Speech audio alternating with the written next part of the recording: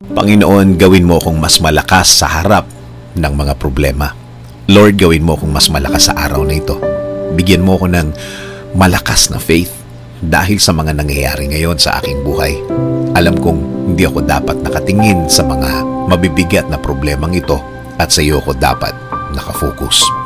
Ilagay mo sa aking puso at isipan ang iyong pagmamahal at pag-aalaga. I-remind mo ako palagi na hindi mo ako pababayaan, na hindi mo ako hahayaang malagay sa isang sitwasyon na iiyak ako ng iiyak dahil sa hirap. Alam kong babaguhin mo ang bawat araw ko. Alam kong ang lahat ng ito ay hindi magtatagal, magbabago at magbabago ito. At hindi mo hahayaan ako, Lord, na mawala ng loob sa mga araw na darating. Alam ko na lagi mo akong i-guide sa tama at tahimik na buhay. Lagi mo akong i-remind, Lord, na marami ka nang naitulong sa akin, na hindi mo ako pinabayaan ng mga araw na ako'y nahihirapan. Marami ng pagkakataon na inalis mo ako sa mga problemadong mga sitwasyon, na sa dulo, pagpapala mo ang naramdaman ko.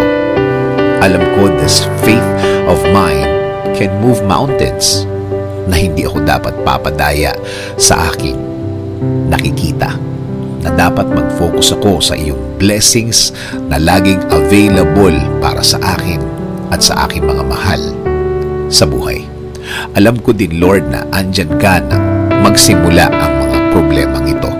At alam ko na nakikita mo ang mga problemang ito mula nang ito'y magsimula. At alam ko na hindi mo nahahayaan maging mas grabe pa ang nararamdaman ko ngayon. Wasak-wasak man ang mga nasa harapan ko, alam ko mabubuo ang lahat. Alam kong gagawin mong okay na naman ang lahat. Kaya, Panginoon, alam kong hindi ito ang dulo ng bawat nangyayari ngayon. Alam kong aalis ako sa sitwasyon na ito ng mas matibay at mas malakas. Alam ko rin na mas matalino akong lalagpas sa sitwasyong ito. Alam kong marami na naman akong matututunan. Alam kong lagi kang nakabantay at lagi mong tinitingnan ang aking kapakanan. Kaya maraming salamat pa din sa araw na ito. Maraming salamat dahil alam kong ikaw pa din ang may kontrol ng lahat. Isinusuko ko na po ang lahat sa iyo, Panginoon, at patuloy niyo pong pasukin ang buhay ko.